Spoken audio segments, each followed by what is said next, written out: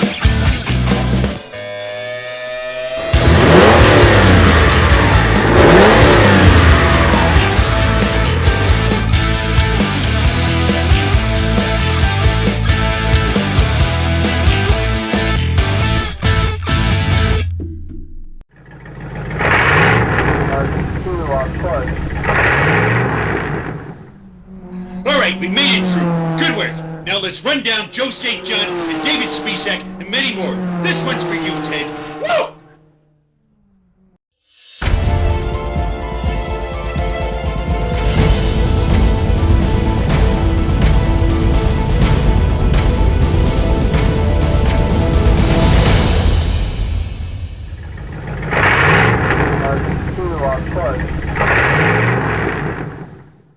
Well, hello, everyone. I'm Gene Girdley, along with your host, Ted Ings, and it is time.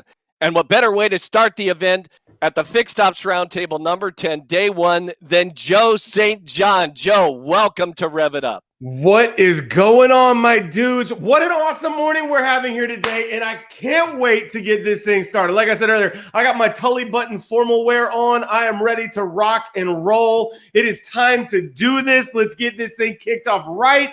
Let's get started. Let's drop knowledge bombs. Let's spit fire, and let's talk about the world that we're living in. I can't wait, Gene Girdley. I can't wait. Joe St. John brings the fire, everybody. He's the head of digital retail at AutoFi. Joe, welcome back to the conference, and take it away, my friend. Ted Ings, today I want to talk to you about customer experience, because I think if there is one thing that wins in the world today, it is all about the customers, and that's what this entire presentation is about. We are talking about customers, we are talking about experience, and we're talking about what keeps customers and what loses customers. And I want to pause for a moment, because there's been a lot of talk and a lot of channels and social media and hype and everything about disruption and disruption this and disruption that.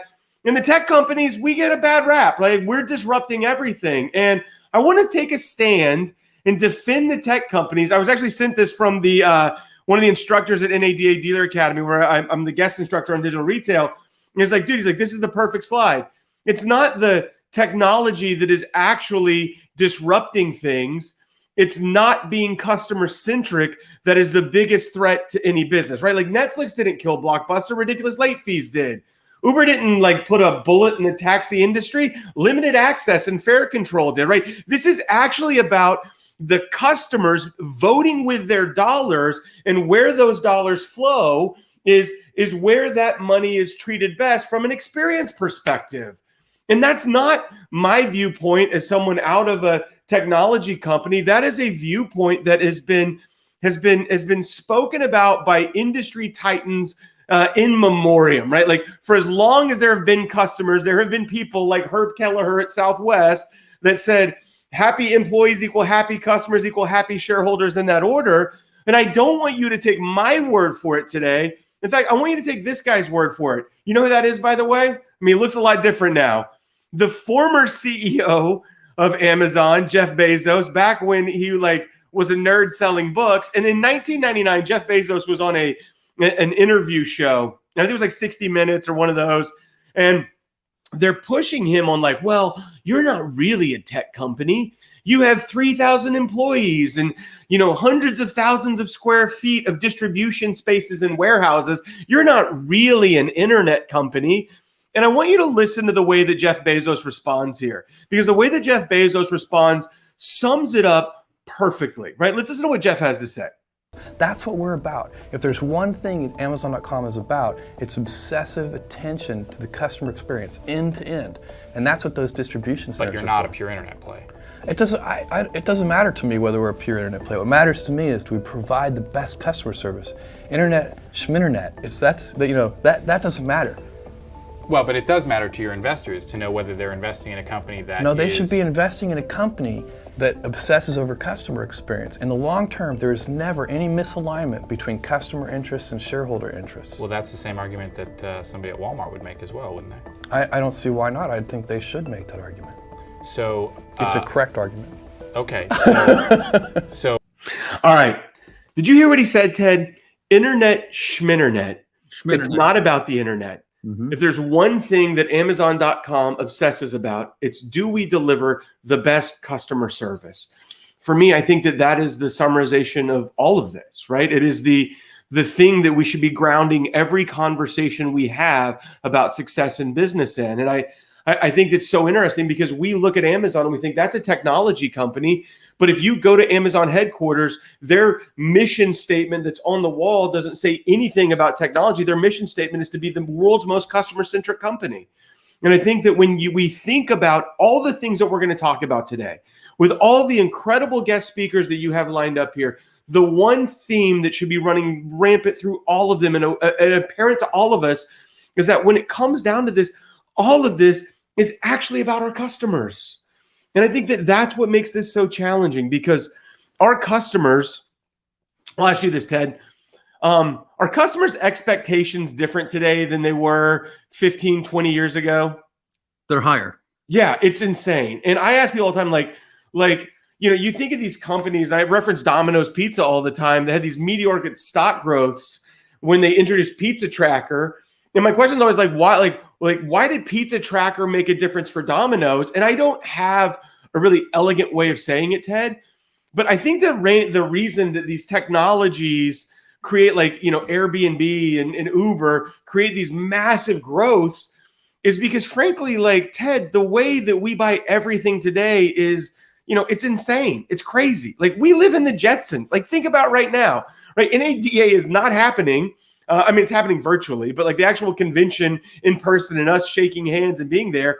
But I'm on this screen with you. I'm in Oklahoma. You're in New York. There's thousands of people watching wherever they are. And this is the Jetsons. This is full stop. I'm at my desk and the screen pops up and there's another human on it. And that's the world we live in. But when's the last time you watched commercials? Right? You don't watch commercials. You're not a peasant. You hit a button and your favorite show starts downloading. And you remember when we'd show up to the dealership? You'd be like, hey, did you see that episode last night? Nobody does that anymore. Because you know how you watch it? You watch 18 episodes till 4 o'clock in the morning and you're an emotional wreck the next day at the dealership because you can just hit a keep button to keep going to the next one. And while you're streaming that TV that's magically coming to this flat thing on your wall, right? You hit a button and your favorite meal from your favorite restaurant is being delivered to you. And you've got satellite tracking, watching the driver bring it to your house. Dude, a decade ago, the only people that had that technology was the military, right? That's the world that we live in. Dude, let's be honest. You don't even you've been to a grocery store lately? It's weird, Ted. It's weird when you go to a grocery store. I was there. I literally had to stop the other day on my way home to pick something up for my wife. And I go into the grocery store and it was creepy because there wasn't a lot of like normal human beings there that were just picking up some groceries. There was all these people that had like a basket with like an iPad on the front of it, and they were wearing like Instacart shirts, and they had these numbered sacks, and they were like putting things into those sacks. And I was like, bro, like pretty soon those are going to be robots. Like that's the world we live. Like you don't even go to the gym anymore. You get up, you get on a bicycle in your bedroom, you meet all your buddies, and you ride for an hour while some crazy lady screams at you. Like that's the world we live in. And like, if you think about it, it's been happening to us like in little pieces over time. I actually remember the first time I ran into this kind of like transition from the way it was to the way it is. I remember very distinctly, I was working the desk at the dealership I spent my whole career at. I had been there. It was like 4 o'clock in the afternoon. My breath was kicking like Van Damme. I'd been drinking coffee all day. I was like, hey guys, we were right next to a Target. I was like, I'm going to go to Target. I'm going to get like a toothbrush, some toothpaste. I'm just going to walk over there, clear my head. I'll come back. Just keep like, hold the desk down. I'll be right back. Walk to Target. Go get toothbrush. Go get toothpaste. Come to the front. There's like 35 cash registers. I mean, there's cash registers. There's like 200 yards worth of cash registers. There's like one dude working. So there's like 11 people in that one line, right? And I remember standing in line and I like look over to the right. It was the first time I'd ever seen it. They'd taken out a couple of cash registers and they put these 4 places where I could do what? Self-checkout. Yeah. Do you remember the first thing you thought when you saw self-checkout, Ted? Free stuff. Yeah, it's exactly what I was like. I'm getting free stuff today, bro. I was making my own noise. It's like, boop, boop. Then I realized they had cameras everywhere. I was like, I should probably put this TV back. I don't really need this, right? Like, but I'm there. I check out. I'm walking back over to the dealership, and it hits me. Like, I have this moment where I'm like, wait a second. You realize what Target just did? They just pulled a fast one.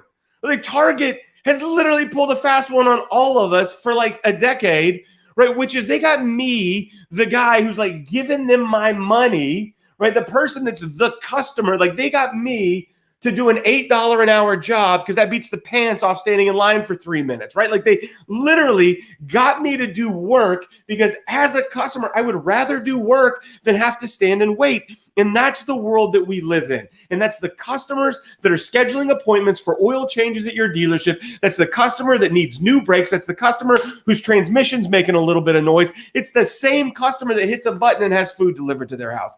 And here's what I think happened.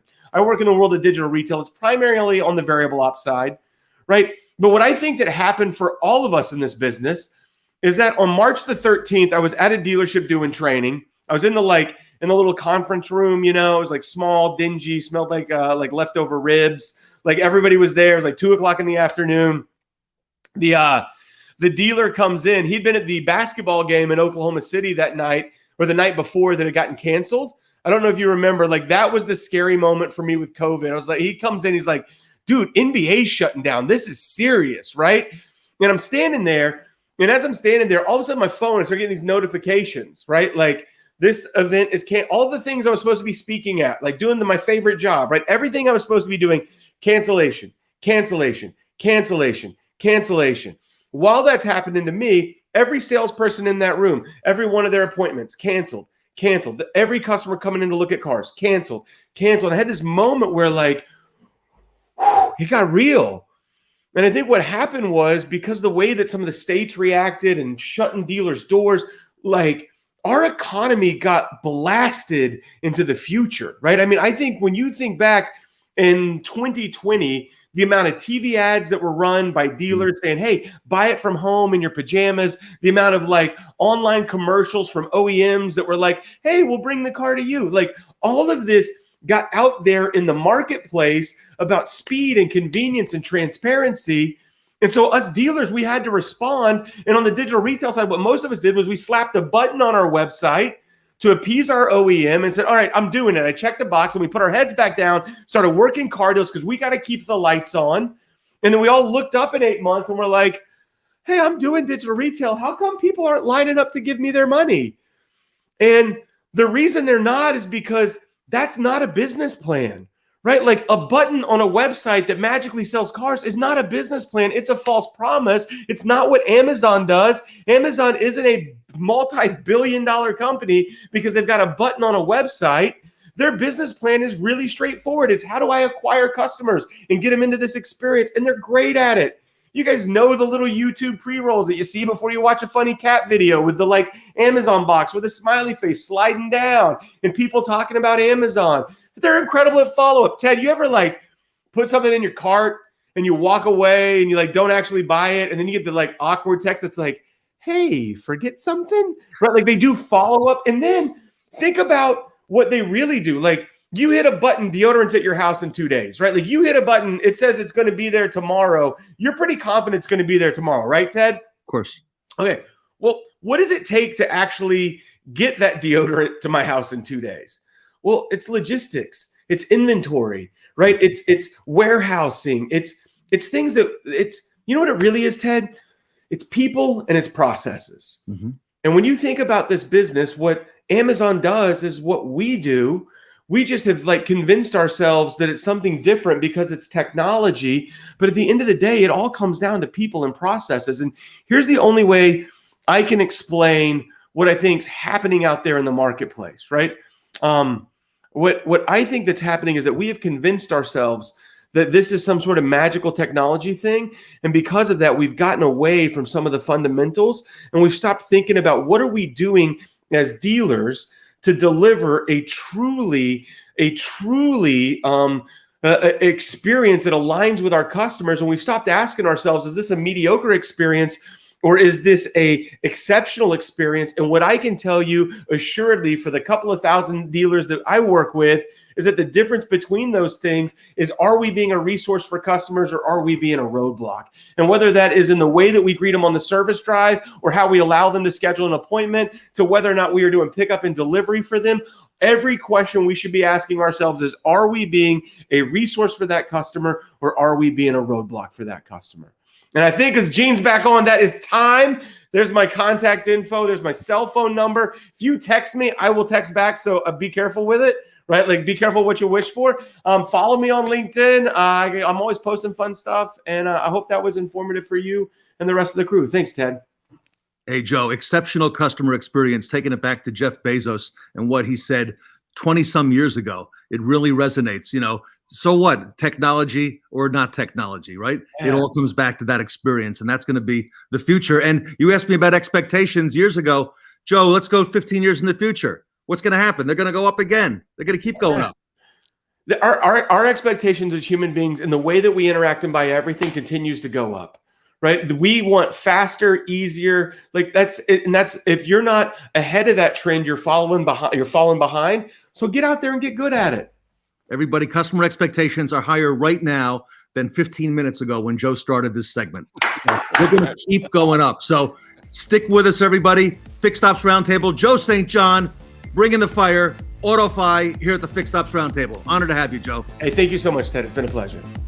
Thanks, Joe. We love the way that you brought the fire to start off this conference. We are so excited. Folks, stick around. David Spizak is next.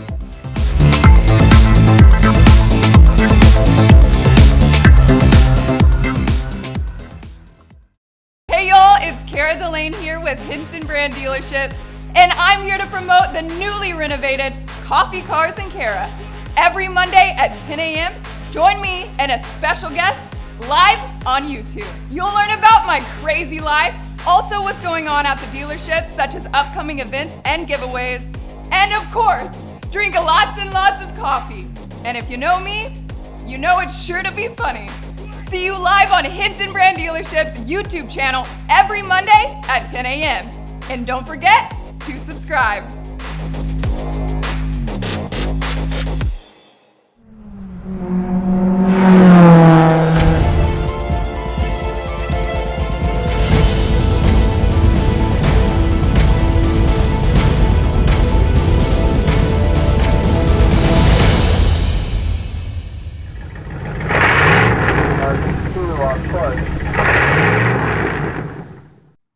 David Spizak is the CEO of Disruptive Growth Solutions. He's our keynote speaker here this morning and a great friend of the Fixed Ops Roundtable and of this conference. He's appeared several times. He's going to kick us off today. David, welcome to the Fixed Ops Roundtable. Thank you. Thank you, Ted. It's exciting and it's amazing to see how this has grown. And, you know, I'm sure a lot of people would share this sentiment, but I've got to applaud you. You guys have been doing a phenomenal job, regardless of what's been going on in the world. You're such a great example that you just keep moving forward and you figure out a way, which is actually very much like the resilient folks that we have in our fixed ops departments across the country. Well, those are the real heroes, right? The folks who are on the front lines, the Literally service on the front managers, line. the parts managers, the service advisors, the parts counter. So, really, Dave, you've brought such great value to the previous events where you spoke that, we're really humbled to have you this morning as our keynote speaker. So with that, I'm going to go ahead. I'm going to turn the floor over to you and let you take it away, Dave. Thank you. And for those of you watching, I thank you in advance for your time. It is an absolute pleasure to be here and an honor to be speaking with all of you. So what I want to focus on today is process. And I'll just start off by saying this: greatness. Everybody wants to achieve greatness. Greatness is indeed a process. I'm going to share with you over the next 24 minutes. That's right. 10 different processes that can literally transform your results right now. So let's jump right in, shall we? First of all, let's talk about process. Process, can we agree process is not glamorous? When we get in front of a group of people and say, hey, there's a big announcement that I want to have with all of you. Let's get our whole team together. And you bring them together and you say, hey, what I wanted to talk to you guys about was process. Nobody gets excited. Really, in fact, some people go, oh my God, here we go. I can't believe this guy had another light bulb over his head, and that's going to be bad news for us. It's not. It's actually great news. The reality is that anybody that works for any organization, they really crave knowing the expectations of them. And process really helps to deliver that. But process does a lot more. It makes things easy for the customer. It makes things predictable and consistent. And we've all been in situations where we've worked with FedEx, we've went to In-N-Out Burger, or we went to Chick-fil-A, or we went to Disney, and you get the same process every time. It doesn't matter what person is serving you, you're going to get that great same process. And that delivers what we're all looking for, which is a great client experience. Now, here's the thing.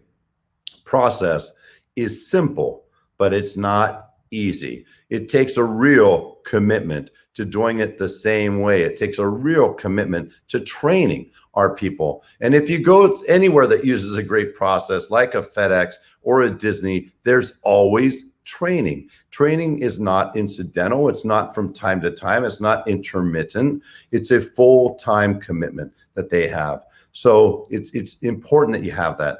But why do we do it? Because it is literally the hallmark of every great organization. I mentioned Disney, but Amazon, do they have a great process? You bet. Apple, do you get the same great experience whether you buy online or in a store? 100%. The Patriots, not a fan myself, but for those of you who are, I get it, man. First year they haven't been in the playoffs, in nearly, I think 17, 18 years. That's unheard of. San Antonio Spurs, same thing. It's almost like the players are interchangeable because the process is phenomenal. Tesla, Walmart, Berkshire Hathaway, every great organization is relying on process. So what is the payoff? Well, for me, in my store, it was 97%. I'm going to say it one more time, 97% employee retention.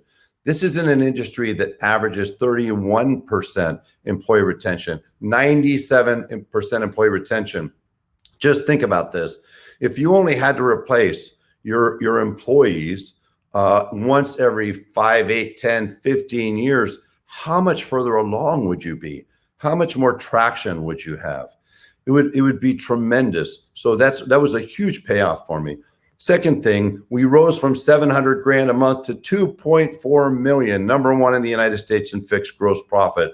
How about 100% plus absorption? The target is 100%. Nationally, the average is 57%. It's a very elusive, very difficult number, and we could not have gotten there without great people and great processes. All of that translated into the number one net profit dealership in the United States. It also translated into our region once we sold our store to AutoNation, going from literally worst to first in the nation in performance. And of course, in my solution, Reverse Risk, that I created for the industry's first business intelligence platform, reporting platform, it's why it is 10, 12 years later, still the dominant reporting platform. So let's jump in and let's talk about those 10 processes. How about let's starting with something that's incredibly important, hiring and retention. Number one, like Disney, like all of these great companies, you should be hiring by committee. Never let one person make the hiring decision. It's not that they don't have the experience. It's not that they don't have the capability. But when you hire by committee, it eliminates the wrinkles. It eliminates the emotional side. And the way that you want to do it is you want to have preferably 3 different managers in the hiring process. And they all come together at the end. And they all make the decision, should we bring this person aboard our company or no? If 1 out of the 3 says no, you don't bring them aboard. It's just that simple. It ensures a consistent hiring process and better hiring. 2, when you have great hiring, you want to elevate your department's ROI. What do I mean by that? Well, every person in your department, say your service advisors, for your parts people, your parts counter people, they're all making a certain amount of money and they all generate a certain amount of money. Really easy math. If you have somebody that's doing $100,000 in combined parts and labor and they're making 10 grand a month, they're delivering a 10 times ROI, 10 gross dollars for every dollar you pay them. Okay. Now in the service department, that could be as high as 14 or more. Do the math today, right now, on your people. It'll literally take you 5 minutes if you have 5 or 6 or 8 advisors, and see what is the ROI for each person. What's the ROI for your department? When you're hiring somebody, don't just ask the typical questions. What are you looking for in your next employer? Tell me, what are your strengths and your weaknesses? Ask 2 questions that will really tell you this ROI. And you want to drip them into the conversation at different times. First question, hey, tell me, and I'm going to need to confirm this somehow, but what was your average parts and labor gross in any given month? And the person said, roughly it's about 100,000. Great. Hey, listen, where are you commuting from? What are you looking for? All the normal questions. What are your strengths? And then you drip in the second question. You just drop it in there. You said, by the way, what was your average gross that you made income per month? And they said, 8 grand. Okay, well, $100,000 a month, 8 grand, that smells like somewhere around a 12x ROI. If my department ROI right now is 10.5, I just elevated it. Here's the beauty. You could bring that person on. And if you see a consistent pattern that they were a 12x ROI, guess what? Your ROI is about to go up. You're about to look like a genius. And all you did was create and use a great process. Here's the next thing. The people that we have on our showroom floors and in our service departments, they really should reflect our community. Why? Well, if you're in a community that's got a lot of diversity and they come into our showroom and they don't see that diversity, they don't feel as comfortable. It doesn't feel like a place that they could relate to. And maybe there's even communication gaps at times. So it's really important to consider that by your hiring committee. And last but not least, this is critical. Guard your culture at all costs. Never fall prey to bringing in somebody that you think is a heavy hitter. Or maybe there's even evidence they're a heavy hitter. But if they're toxic, if they're going to negatively impact your culture, you absolutely, positively do not bring them into your store. Next, let's talk about service advisors. Here's something I've never seen dealers look at, but it's critically important. Look at your service advisors today, right now. And for each one of them, I just want you to write down 2 numbers. What's their current open RO count? And let's say right now that's 30. And then what's their average number of ROs that they write per day? Let's say that's 10. Well, the ratio there is 3-to-1. And I'm telling you, it's too high and it's negatively impacting your ability to grow your service department and your absorption. Why? Because you typically, if you think about it, you typically would like to have as low of an open RO count as possible, of course, that you'd like to have that money on the books, of course. But here's the reality. When somebody comes in and they have 10 open ROs, right, today, they're going to need to follow up on 10 people. And each one of those 10 people are going to have an expectation that we need to meet.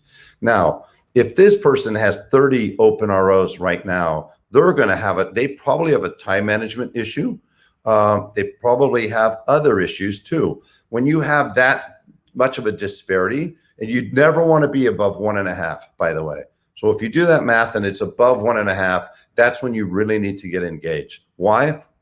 Because I've proven for the last 12 years in a row, every single store we've examined and analyzed, when you have over 1.5 times the open ROs versus the average ROs, what happens is it elevates cycle time, and that's bad news. What happens is you have a higher incident rate of discounting, of policy. You have client retention issues. You have CSI. Do you get CSI money from the factory?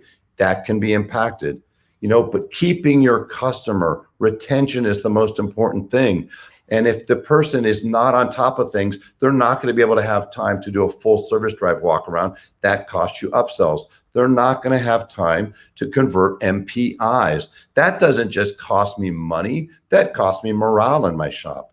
I've seen it, and you have too. When an advisor serves up 4 or 5 additional lines to an advisor, when a technician serves up 4 or 5 additional lines, and the advisor consistently doesn't convert, what does it do to the morale of that technician? It absolutely can destroy it. And that technician's getting paid how much for doing that MPI? In most stores, it's 0. It's usually taken them 3/10 to 6/10 to conduct a thorough, accurate MPI. And then if they're not getting the help from the advisor and getting those conversions, man, it costs them money. And that just hurts morale. ROI is the single most important metric, in my opinion. It tells you everything. Listen, I could bump things when it comes to hours per RO. I could bump things when it comes to ELR or other numbers. But ROI is like the net profit line on a financial statement. You can't mess with that. It is what it is. So ROI, start looking at that every month, or maybe even every week as your advisors move forward. Also, cycle time. If you're chasing absorption like everybody else, just know this, and I know most of you are already tuned into this big time because you're on top of your departments. Cycle time impacts absorption. Yes, it impacts client retention. Yes, it impacts CSI.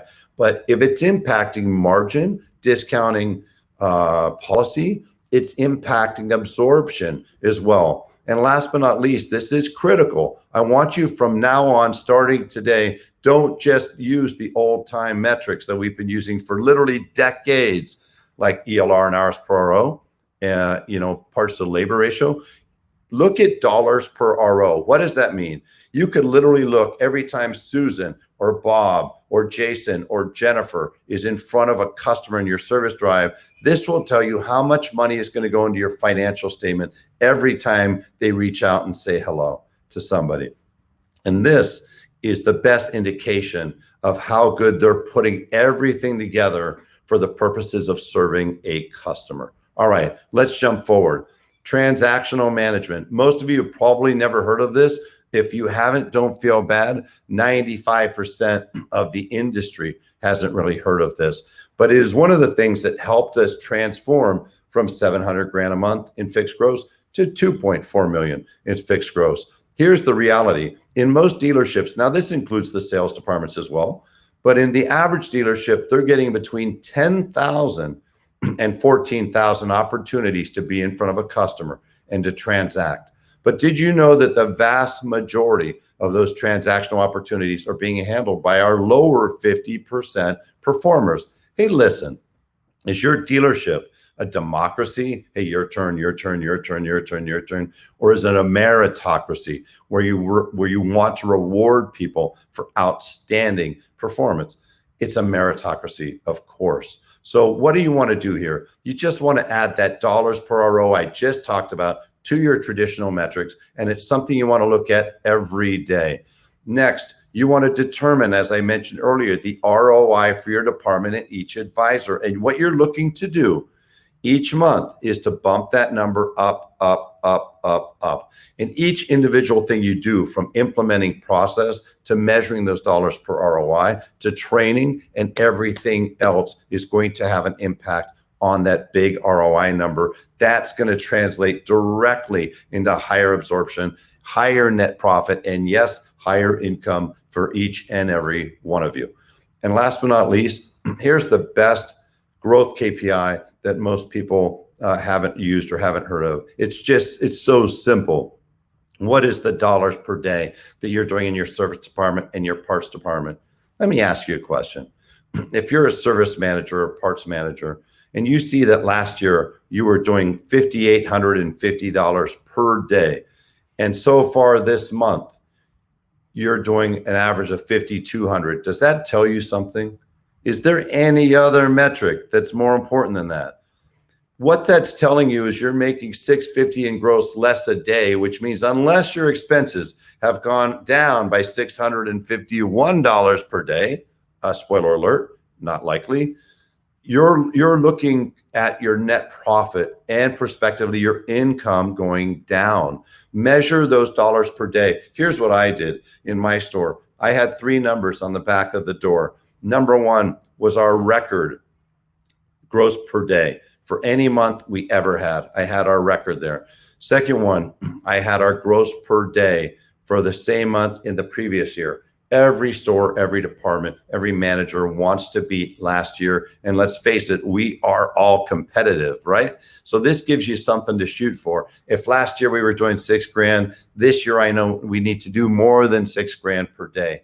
And the third number is where we are right now. I literally updated that number every single day, and it was incredibly valuable. Next, who doesn't care about retention? You know, retention is critical, and retention really touches 3 places. We want retention in the sales side, we want retention in the service business side, but we also want retention with our employees. So let's talk about clients for a minute. There's 2 schools of thought, right? I'm going to use a system where when a customer comes in to work with us, they're going to have a dedicated service advisor, or they just drive in, they get who they get. Or my BDC is working with clients or set up an appointment and they're just putting them with whoever they put them in with. Listen, when I go to the doctor, I don't want to go to a different doctor every single time. Why? Because I don't want to explain my story every single time. It's frustrating. It's not a great experience. I want a doctor who knows me. When you get your hair cut, do you go to somebody different every time? Hey, if you're a thrill seeker, that's not a bad thing to do. And you're probably going to get 12 different haircuts potentially, right? So we go into one person who knows us. We get in and out in 15, 20 minutes, unless you have that foo-foo. Maybe you have that Backstreet Boys thing going on retro. But otherwise, you're going to get in and out in 15, 20 minutes, and you're going to look the same. And let's face it, you love it just the way it is. Well, our customers love dealing with people that they know and they like. And don't get me wrong, if a customer needs service, and especially if there's immediacy, and we don't have availability with their favorite advisor, yes, we should absolutely offer them to get the first in, and that should absolutely be their choice. But dedicated service advisors has been proven to promote better retention. Number 2, please shop yourself. Please bring your car in as a customer, have your family member bring it in and ask them, was that fast? Was it easy? And was it appealing? Why do I use those 3 words? Because anytime people are trying to give you money, anytime you're out as a customer trying to give somebody else money, you want it to be as fast, easy, appealing as possible. So do our customers. So keep that in mind. Look at your processes, look at your technology, look at your people, look at your execution, right? Next, you want to, it's going to sound crazy, keep them out of your service drive. You know, we always talk about, hey, we need to get more ROs in the service department. That's true, but we don't need to have the customer there. The customer, as the great Brian Benstock says, the customer being in my store adds no value. In fact, in some ways it detracts. And I've been working with Brian and his team. I've had the pleasure and honor of working with him and his team for years now. And one thing that we noticed is that his average hours per RO and the dollars per RO doubled when we kept people out of the service drive. Why is that? Well, because everything in a customer's mind is about time and money. And actually, Time is becoming more valuable to everybody. It doesn't matter if they're making, 40 grand a year, 100 grand a year, or 400,000 a year. Time is irreplaceable. So if you keep them out of the service drive, you eliminate that very important question, how long will it take? And then it's about the money. And it turns out people are more willing to spend the money. We saw that at Nordstrom's, by the way, didn't we? When Nordstrom's, before the pandemic, before you saw this huge impact on brick and mortar, did you know Nordstrom's was doing 4 times the dollars per square foot of a Macy's or a Bloomingdale's or anybody else out there? Why? They made it so fast, easy, and appealing, not just to buy, but to take things back. And last but not least, please make sure you're using advanced technology. You cannot compete with the other dealers in your area if you're using old technology. And especially, I see dealers that they haven't updated their network in years. And I'm watching their advisors literally watch the screen paint like old days, like they're on a modem, or I'm seeing a slow system. That creates frustration. It creates morale problems. But guess what? It also impacts performance and efficiency and, yes, client experience. So that's really important. Next, pickup and delivery. Hey, guys, can we say this once and for all? Real talk. Shuttles, valets, and using a sales. Hey, Susan, you with somebody? Hey, do me a favor. Take Mrs. Johnson back to her house or her office, would you? That's not pickup and delivery. When the pandemic started, about a month later, NCM did a survey, and they asked every dealership in the survey, do you have pickup and delivery? 89% said they had pickup and delivery. Not true. You have pickup and delivery when it's available to a customer anytime they need it. You have pickup and delivery when it's an on-demand service, when you have somebody deliver a loaner car to them and bring their car back, or you go out and pick up their car and bring their car back. That's pickup and delivery. That's what creates the wow moment. Google, speaking of one of the great companies, and Lizette Gohl, is speaking, and she's phenomenal. If you haven't heard Lizette, tune in. But one of the things I love about Google was their mantra. Their mantra says, serve me faster, wow me everywhere, and know me better. Okay, there's no better way to wow somebody than making life really simple. And please, 80+% of clients have stated they never want to go to the dealership ever again in a perfect world. Let's help them achieve their goals so we could achieve our goals. Here's another one. Customers expect great experiences, and that really is the only way to achieve a great experience. And by the way, if we achieve a really great experience in a dealership, having them come in or out, you're going to get to here. But when they don't have to come in, it comes up to here. That's what's going to lift your CSI and your retention. By the way, let's go back to simple, fast, and easy. Pickup and delivery must be simple, fast, easy, and available. So you must have the right technology and the right partner. If you don't have the right technology and the right partner, then you're going to be very reminiscent, or your pickup and delivery is going to be a lot like my golf game, right? Where I'm teaching myself to golf, and let's just say this, it's not pretty. I'm followed around by groundskeepers with sod. Let's just say that. All right.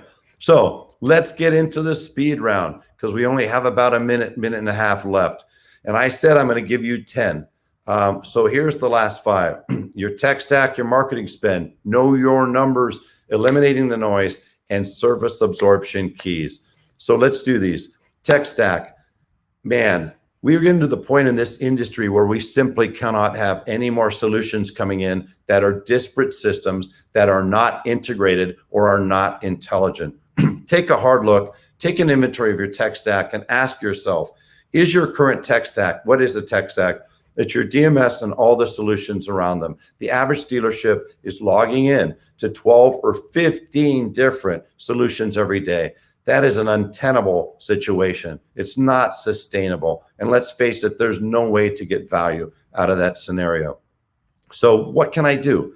Well, when it comes to your DMS, probably not a whole lot, right? Because that's not going to be our decision. That's going to be a dealer's decision. And that's their right. It is a massive expense. So whether it's Dealer Track, whether it's Reynolds, CDK, or it might be, That's their decision. But what you can influence or make decisions on is the technology that's specific to your department, the third-party solutions.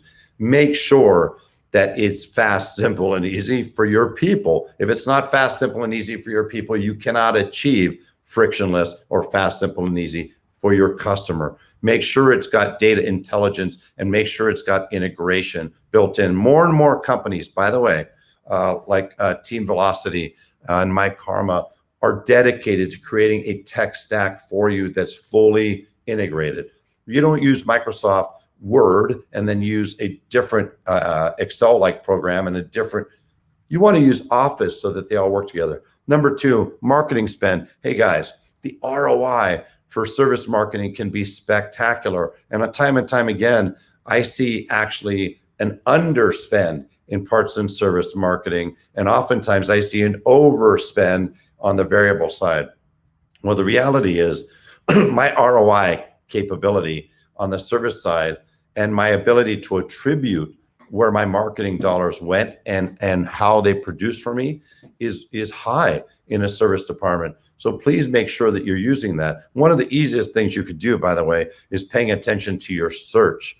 And there are great companies out there like Foundation Direct that was consisted of speaking of Google, the people that were in the Google Auto, they were the Google Auto team. Nobody knows more about search. One of the things I learned from them is go today, right now, as you're watching this, type in oil change near me and see who pops up. You or the independents. We're losing 80% of our business to the independents. We can't afford to lose 1 more percent, but we can actually get some of that back just by using things like oil change per me and Google My Business and things of that nature. Third, know your numbers. I should be able to wake you up literally in the middle of the night and say, hey, what's your effective labor rate? What's your parts to labor rate? What's your margins? Hey, what's your best customer pay month so far this year? We got to know our numbers. If anybody is a fan of Shark Tank, what's the first thing a Kevin O'Leary or Barbara Corcoran or Mark Cuban's going to hit you on?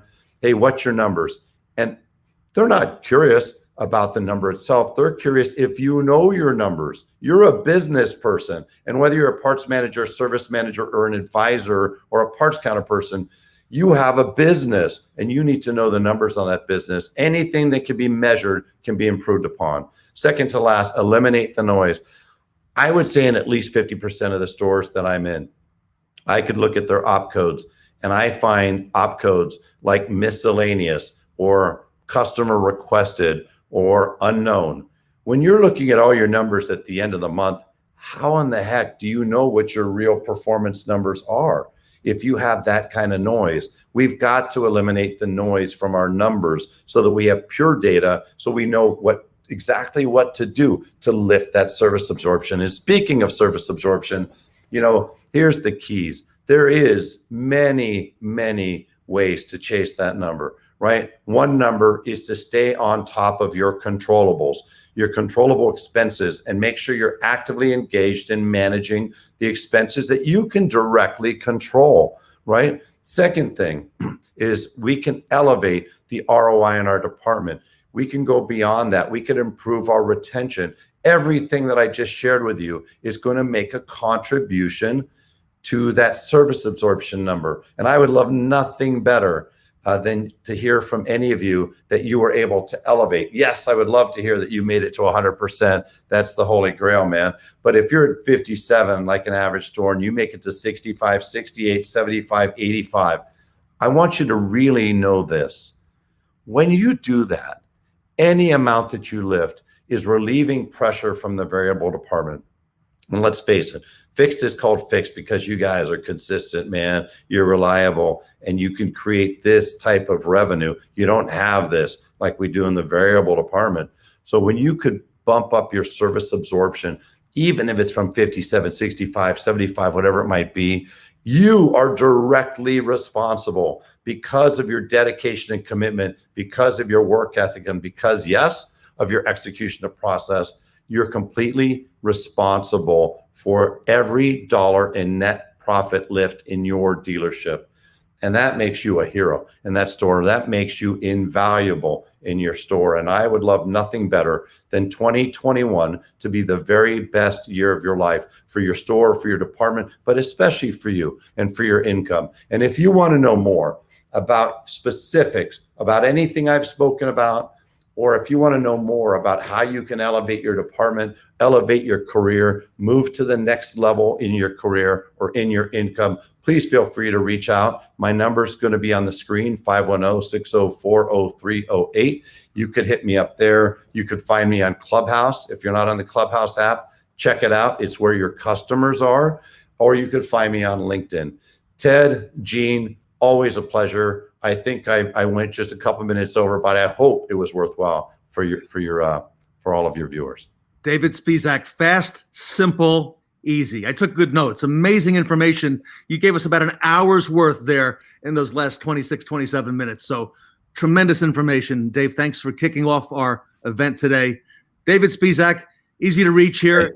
Down below, you see his contact information at Disruptive Growth Solutions. David, thank you so much. Thanks so much. Thanks for having me. All the best to all of you.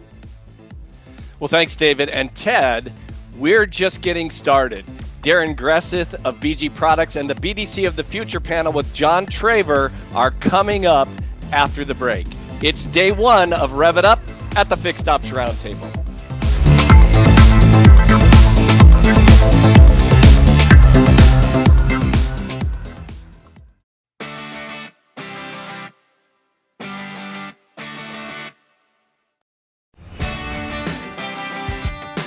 What DealerWare does gives us the ability to track our service loaner fleet. It lets us know our utilization. Are we maximizing all of our fleet, or do we have some cars sitting on the lot? Maybe we can get some other customers in.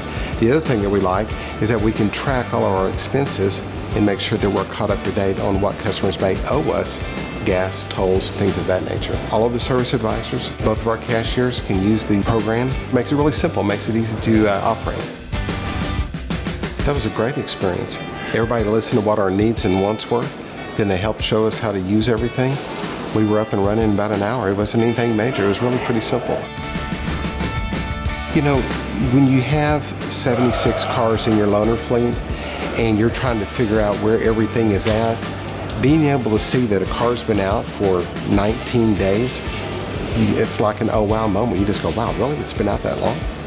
Being able to track your cars, being able to keep up with your inventory, you know how long they've been out, that helps us go to the service side and say, okay, what's holding this car from getting in and out? So it's a customer satisfaction checkpoint also. Oh, they love the experience. We're in and out in a hurry. It's not taking as long at all. It's a very quick process. We can be in and out in 5 minutes. When you're looking at how much gas that was not put back in the car, toll tags that weren't paid. Yeah, I mean, this morning I think it was around $1,500. So that's money that's been collected because of just the process. If not, the dealership would have been paying for that at the end of the month.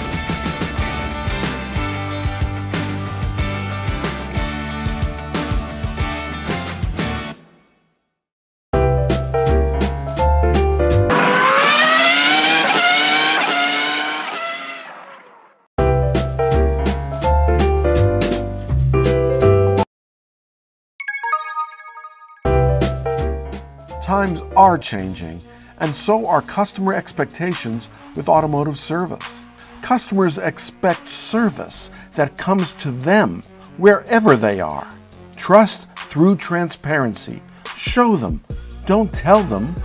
They don't want to wait in line in a waiting room for a payment request or for a response. They want the confidence of knowing they made a good decision to use your franchise dealership for service. And so do you. My Karma Solutions help you keep up with changing times. You can't afford to be on the losing end of customer expectations. Visit our website and schedule a demo. We'll show you how My Karma keeps you in the winner's circle. We're offering a $50 gift card for your time and a $50 matching donation to the 501c3 charity of your choice. Just mention 50 in your demo request. Service is evolving.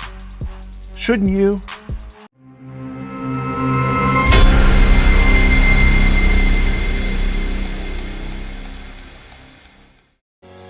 What if you could make a phone call and collect $100,000 to $150,000 a year by obtaining retail rates on both warranty parts and labor?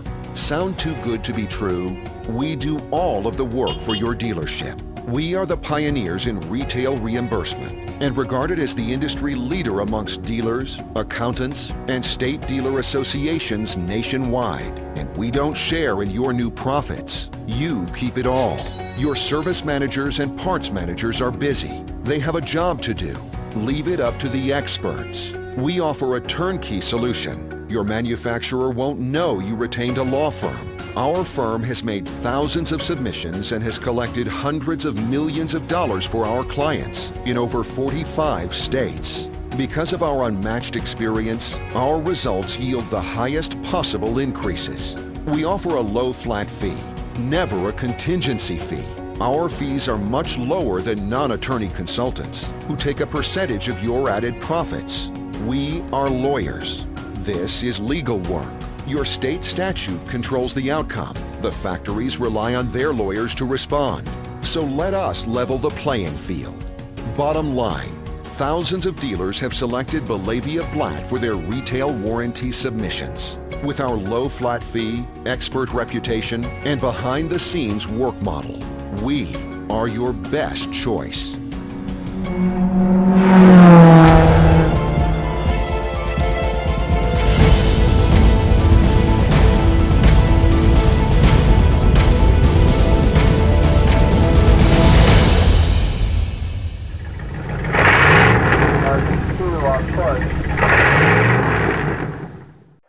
Welcome back to the Fixed Ops Roundtable, everyone. I'm Gene Girdley, along with our host, Ted Ings, and a special guest now, Darren Gresseth from BG Products. Darren, welcome to Rev It Up. Well, thank you for having me. I appreciate your time. Everyone, Darren Gresseth is the president, chairman, and CEO of BG Products, the leader in the industry, and a great friend of the Fixed Ops Roundtable. Our affiliation with BG goes back to the earliest days of the Fixed Ops Roundtable. And also this year, BG Products is celebrating its 50th year in business. We want to congratulate them. Darren, welcome to the Fixed Ops Roundtable. Well, thank you, Ted. Again, I appreciate you having us, and we appreciate the partnership with Fixed Ops Roundtable. I just think back a year, Darren, and we were in Las Vegas together at the one of the earlier Fixed Ops Roundtables, and we had what I thought at the time was a pretty big crowd, and I was pretty pleased with that. And you were on stage with us and introducing some of the folks from BG, and Rob Leary had a chance to speak. And we're very grateful to all the contributions that you, BG, and your distributors and all the people you've got in the field have made to this conference, and all the great work that you do for dealers throughout North America and throughout the world. Well, great. Well, we have a lot of great partnerships. As we've talked about in the past, we do business with over 50% of the dealers in the U.S. and in over 60 countries. So we have a pretty big reach, and we're very proud of where we are today and where we've come from. 50 years, Darren, I've been to the BG headquarters there in Wichita, Kansas. That doesn't happen by accident, that longevity. The company's obviously done a lot of things right. Can you speak to that? What do you attribute a lot of that to? Well, Ted, I think a lot of it goes back to our founders. We had 7 founders that were actually distributors for one of our competitors today. And that company made the decision to go into the retail market and really put them out of business. And they landed here in Wichita, Kansas with a company right across the street from my office here that made our original products. 6 of them were World War II vets. One of them was actually a Bonneville land speed holder back in the 50s. So an interesting group of guys, but they really set the tone for what our company is and who we are. And their one goal that they really had in mind was to be a family and to be the best in our field. And 50 years later, we still have that. We still feel the same way. We have very much a family atmosphere all around the world with our distributors. We get together once a year. Most usually, other than last year, we had to do it virtual. But it's really a big family reunion. And you've walked in those distributor shoes yourself. When I first met Darren Gresseth, everybody, little secret, he was the distributor about 15 years ago in Michigan. And I recall working with you, with some of the dealers there. So, you've really put in the time, and you've really, you've done a lot of these things yourself in the field. So my hat's off to you. Some great work that you've done to pave the way for BG. Yeah, well, thank you. And I still actually am the distributor in Eastern Michigan, so I wear a few hats. But I enjoy the field part of it. I enjoy what I do now, but I certainly miss being able to be out in the field with our sales reps and with our dealers all around the country. And I take every opportunity I can to come out and be part of that and take the lead on some of our largest customers. So we enjoy that tremendously. I still do. Let's talk a little bit about your people there at BG. You've really got some great processes for continuous improvement, not just for the product, but for your people as well. I know on the product side, I've seen a lot of the testing and the lab work that goes into your product. So what goes out into the field and into consumers' vehicles has really been tested and proven and refined over a long period of time. And I think you've got those same processes with the people at BG and at your distributors who interact with the dealerships. Let's talk a little bit about that. Well, we do. And really the success of BG products really has to do with our people, with our team.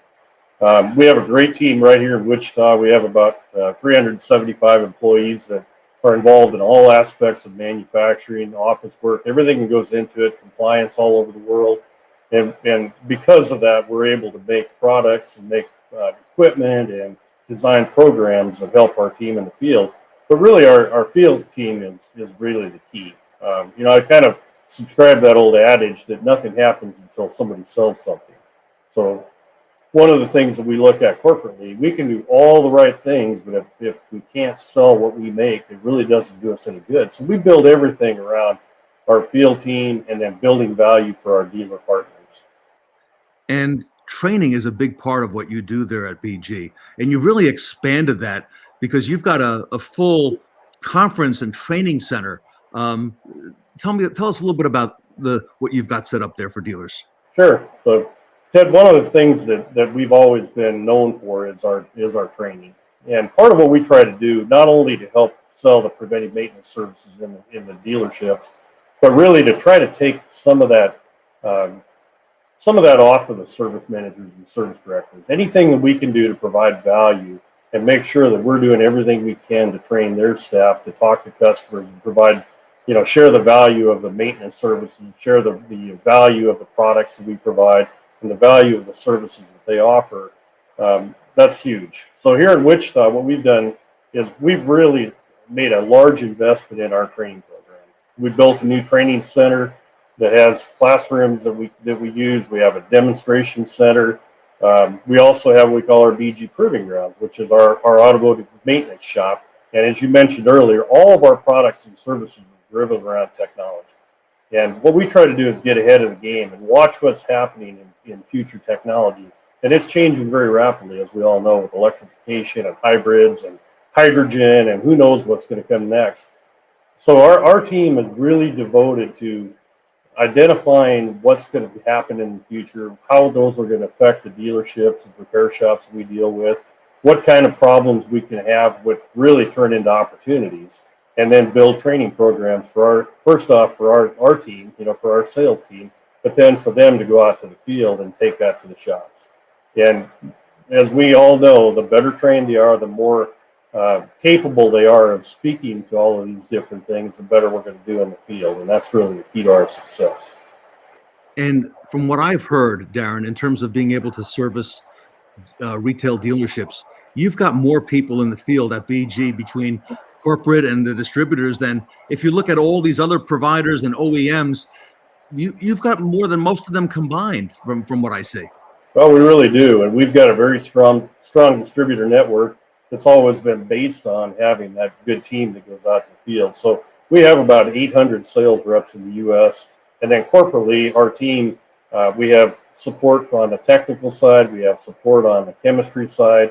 If the shops, we now even have apps that the technicians and advisors can use to tap them directly into our network. So if you have a question about a particular product, what gear oil should I put in a 2008 Ford F-150, they can go right on their app, and we have application guides that are available for them right there, then and there. All of our training programs that we do for the service advisors, they can now download all of that or access all of that on their phones. So they can look at word tracks, they can look at basically any type of training program that they'd like to do. We have all of our programs online in what we call BG certified. So we've tried to make it as simple as possible for technicians, for advisors, and then for the managers, even for service managers and parts managers. We even have modules that are designed around what they need to find out and how they report and how they hold people accountable and the value of the programs and so forth. We tried to make it as streamlined and simple and all-encompassing as we possibly can. You know, you're focused on the growth and development of retail dealership teams out there, but what you just mentioned to me, you know, a lot of us, all of us now, especially in the last 12 months, are interacting with a device, and we're interacting with a device to buy different products and have them delivered. And you're really ahead of the curve on the technology, because while you've got the great people and the great interaction and the people skills training, you're also using technology to help dealers interact with BG, and so that they can in turn improve their staff as well. Absolutely. And I think that's key. We have to stay ahead of that curve and make sure that we're staying up on any of these new technologies that come out. And again, you know, everything changes so rapidly.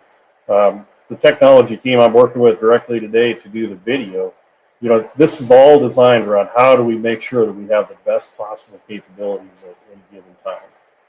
How did BG fare during the pandemic? And, you know, a lot of dealerships, you know, we heard about essential businesses, and a lot of showrooms were closed for a period of time, weeks, sometimes months in some cases. And how were you affected, and how has BG come through that period? Sure. Oh, I appreciate the question, Ted. Each one of our distributors obviously were affected a little bit different. You know, Eastern Michigan had a pretty tight lockdown, my own, you know, particular distributorship. Some of our internationals were completely locked down. You know, some of the areas in Europe, some of the Southeast Asia, they literally could not leave their apartment except for an hour a week. So the business stopped. We were very fortunate here in the U.S. I mean, the auto industry, as you all know, was an essential business. So most of our shops stayed open. You know, essentially, like in my distributorship, we lost about a month worth of sales. Corporately, believe it or not, we were almost flat from the previous year. We started, our fiscal year starts October 1, and through the end of February, we were in double-digit growth. So as it all evened out, we actually ended up kind of a flat year, which, you know, I'm very excited that we were able to come out that well at corporately. But we also have our programs are ingrained into dealerships. And, you know, as we all know, when the number of cars coming in actually declines, you know, the focus is a much more effective program at making sure that we sell everything we possibly can. So a lot of our partners did extremely well through this, and that brought us right along with them. And we just kept pushing. We were there to help. Our guys were there live and ready to do anything they need to do. So, you know, really proud of the team. But I think we came through it very well, and most of our customers did okay too. You know, it was a very challenging year, but we're excited that we came out as well as we did. And you're there for the dealers, and I've had that feedback from a lot of people out in the field on the retail side. I'm excited about one of your new pieces of technology that you've been working on for some time. Rob Leary's been telling us about it. I think he's going to be here with us tomorrow talking about the kiosk. And you've been putting it through some pilots and some great results from what I hear, in terms of even getting the advisors to use that with customers to make sure that every customer gets a consistent presentation, you know, at the time of retail write-up. So, you know, really exciting stuff you're working on there. We are very excited about kiosk. You know, it's all tied into our smart VMA digital menu. But we've all known, if you put something in front of a customer and make them make a decision every single time, you're going to win. And what the kiosk does is kind of a forced march, and the dealer gets to pick how they want that to happen. We give suggestions and we help build it. But one of the first ones that the first kiosk we put out, the first 16 customers that used the kiosk, 15 of them bought upgrade oil changes. 15 out of 16. Now, that's the kind of results we're hoping to see, and I think we're going to see that very consistently. And as hard as we try to get service advisors to do it every single time and make the customer make a decision, sure, it doesn't happen. And you know, the kiosk doesn't know any better. We use a lot of robotics in our manufacturing, and it's very much the same type of thing. You program it to do a certain thing, and that's what it does. Now, the beauty in all of that is the service advisors get better all of a sudden too, because they realize that thing's going to kick their butt if they don't.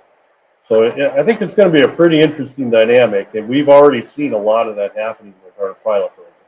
And from the consumer side, Darren, customers, we're familiar with that and we're comfortable with it because we use kiosks in ordering from Panera or what have you, or going to the airport, and get our ticket, and I look forward to being able to fly again sometime soon. But we're comfortable with that. So it's a part of life, and to actually have that now in the dealership as a viable option that, like you just said, will consistently every time make sure we offer that option to the customer. That's powerful for dealerships to be able to have that. It is. And I think the biggest value, there's some other kiosk programs that are out there, but for the most part, what I've seen is that they're a check-in type program. And this truly brings the menu, and especially the oil change, but we can take it all the way to a full menu presentation if we'd like to do that. But we try to focus on the oil change because everyone listening here knows that we should do a better job of the oil change. We've got to figure out a way to make that an effective piece of our business on a daily basis.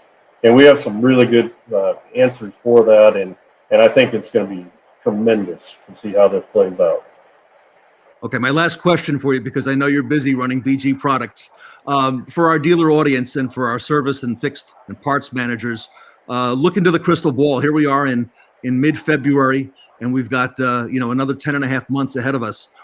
What's going to be the importance of fixed ops for dealerships going into the future?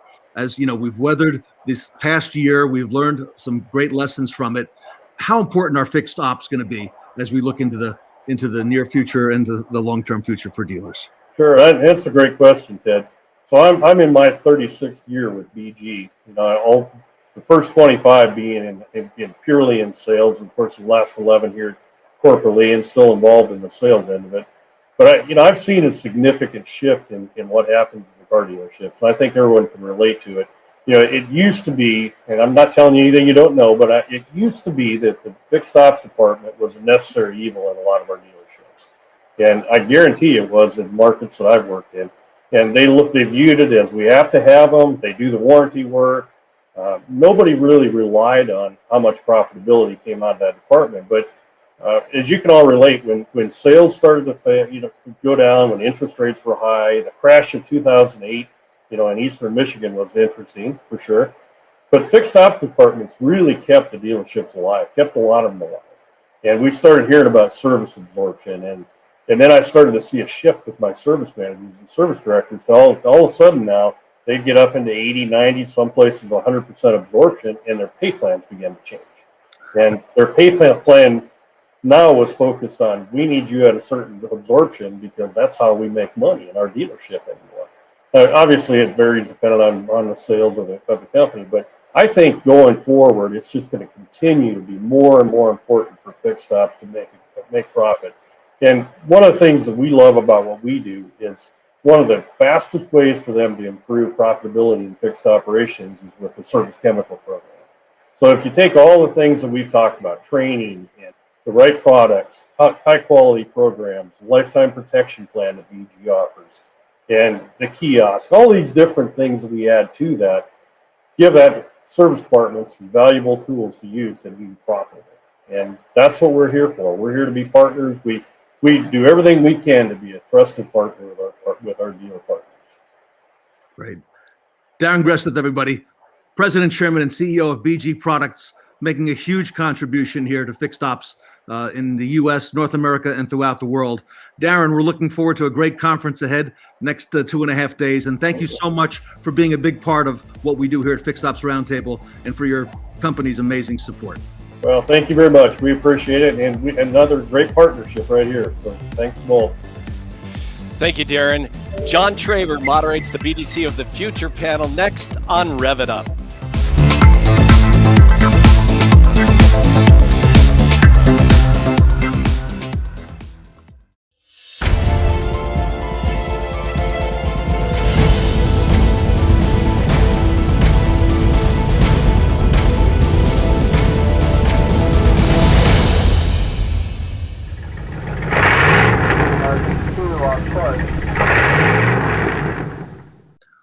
Well, welcome back to the Fixed Ops Roundtable, everybody. I'm Ted Ings, and I'm really excited about introducing this next panel, which is going to be focused on the Business Development Center, and a great honor and a privilege to introduce a friend of the Fixed Ops Roundtable, John Traver, the CEO of Traver Connect. John, welcome back to the Fixed Ops Roundtable.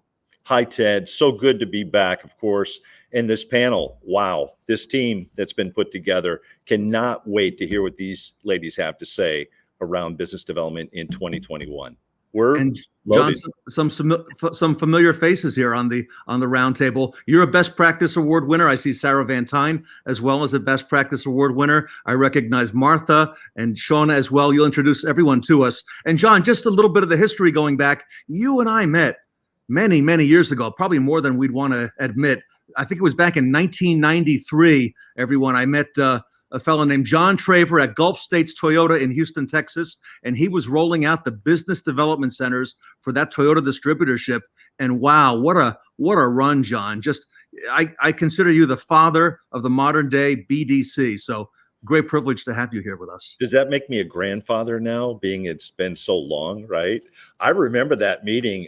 We had just finished 34 workshops for Toyota around the US, and then the distributors called. And, you know, the idea originally that I had around business development and why I called it BDC was I felt like the sales process was outdated.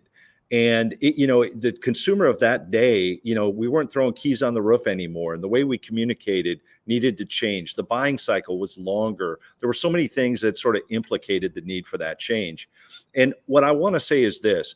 Although I was there at the beginning, yes, my trademark and my effort early with an incredible group of people, a lot's changed.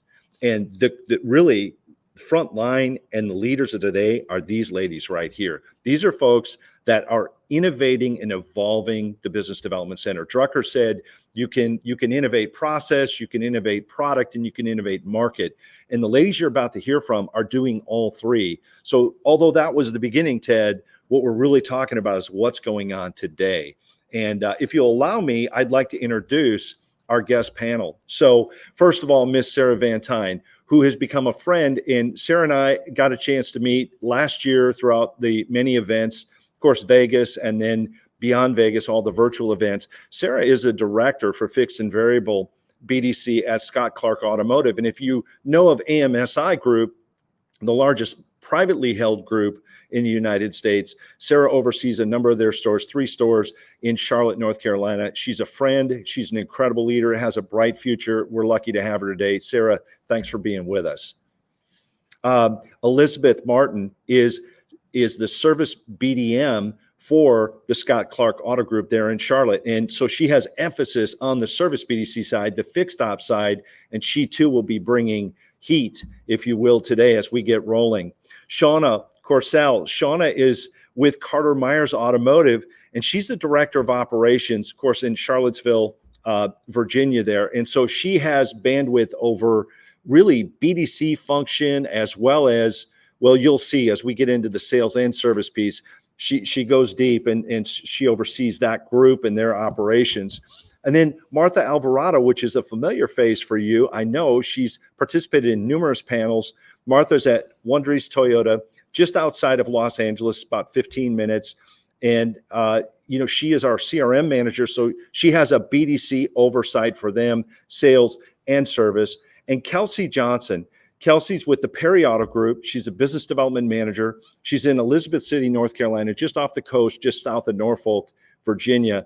And she too has oversight over the BDC. So with that being said, you can see we have folks that really understand what's going on today. And so with that, I've kind of just tried to tee this up because I believe there's more than one way to look at what's going on. So what we do know is this: we're coming out of COVID and we're working our way through it wherever we're at in the game, but it's sort of created some changes in process, team. And I think the first question, Sarah, if I can come to you first, the question is, how has that now affected the BDC? Has it affected your processes, your strategy? And if so, what have you guys had to adjust there at Scott Clark to make this thing fit the current day and age? Well, thank you, John. And really what it boils down to is communication. That has been critical, especially in times like this. Customers are super sensitive to all of the communication that they're getting, especially in response to the virus. We're getting inundated with information. There's so much information out there that it becomes really hard sometimes for a customer to manage that. And especially when you have multiple communication channels. One thing that we've seen with COVID is a really big emphasis on technology in our industry and utilizing and leveraging things like text messaging, scheduling online, all these different facets where customers can interact with us in the manner that's most comfortable for them. The biggest thing that we saw at our stores is customers really want to speak to people directly. Having that individual communication is so important. And so one strategy that we've implemented to make it more streamlined for our customer experience is that we've got inbound and outbound phone calls that we make to that we field for our customers. On the inbound side, when a customer calls in, one big change that we made was we eliminated the receptionist role from our organization. It basically created a way for customers, to eliminate that additional stop in the phone call process. So with us fielding all of those phone calls, how it benefited our customers was that we were able to take the call from start to finish without a bunch of transfers. And we're able to really triage the phone call, if you will, and figure out where it needs to go if it doesn't need to be fielded by us. If it's not an appointment-related phone call, then we can get it to the appropriate department. On the outbound side, it's proactive conversations, getting ahead of the customer before they realize that something's due and just taking that burden off of their plate. And so just having those strategies in place in our organization has really made the difference for customers to feel more comfortable in the interactions that they're having with us over the phone. And it's allowed us to be more transparent with them as well. Great stuff. You know what I found interesting, Sarah? You talked a little bit about removing the receptionist, fielding all the calls. McKinsey Consulting just did a study for Marchex that was really cool. And essentially, it shows the automotive industry now missing 20% of the calls. But the bulk of the 20%, 9.8%, in fact, it's going to be in my other TED Talk here. I think it airs on day 3, but is literally half of it is being transferred from department to department. So by getting rid of that, in theory, you can almost cut in half the missed calls. And missed calls is a big piece of revenue in every store. So great insight. Elizabeth, do you want to augment that? Do you want to maybe take us in terms of strategies that have changed for you because of COVID, new processes that you're using, the store's using to deliver, overwhelming value to your customers? Well, like Sarah said, communication is everything. If customers feel that we're not being transparent, not being upfront with everything that we're doing to the store, what are we doing to safeguard our customers as well as our employees against COVID? If we're not upfront about that, they tend to think that we're being dishonest, like we don't want their business, we don't care about the pandemic. So as long as we communicate with the customers and the other department that here's what we're going to do and set the right expectation, it creates a better experience for the customer and really for everyone all around. Really what they're looking for is just reassurance, and like Sarah said, they want like a live person to talk to. They want us to tell them what we can do to make it a good experience for everyone. So let me ask you a question. Once in a while, I'll hear, ideas that evolve around pure technology as opposed to, as Les Silver said in February, a year ago, we were sitting there in Vegas. Sarah, you probably remember, but he and I were sitting together on that panel and he said, it's like high tech and high touch get married. You need both. Do you guys remember that maybe? And I thought, yes, that's the old touch and tech piece put together. It does make sense, salt and pepper. Once in a while, though, I'll hear this belief begin to resurface that we really don't need to talk to the customer. They can do it all through technology. It sounds like your values, the word that jumped off the page at me in your piece here is safeguard. It almost sounds like a value word. And so to me, I think there's probably values in every BDC. It starts with leadership. And then I would also say that, so it's your vision, but I think you have to repeat your vision. I mean, it's got to be stated over and over, otherwise it won't be remembered. Make sense? So yeah, you obviously are doing that. Shauna, how about you? Processes, things that have changed because of COVID, and what's working for you there? It pushed us to do the things that we knew years ago we should have been doing. Home deliveries was one huge win for us this year, or last year now. And I think we realized that, as Elizabeth said, we need to be able to safeguard customers. We need to assure them that they are safe doing business with us, but that doesn't necessarily mean they have to come into the dealership. And if you've been in the auto industry long enough, you've heard, a manager say to you, hey, just get them in, and talking about just getting the customers to the dealership. But what if we can still be profitable and efficient and not have to drag that customer into the dealership? Maybe it's an hour away or 2 hours away. So how many deals were we missing before?